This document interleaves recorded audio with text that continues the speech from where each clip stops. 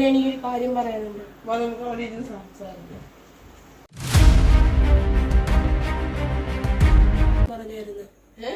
എന്തുവാണെന്ത് നീ പറയുന്നേ? നീ കിരണിനെ വിളിച്ചോണ്ടോ ആ സ്ഥലത്ത് ഞങ്ങളാണ്. എന്തുവാണല്ലേ കിതച്ചു വരുന്നേ?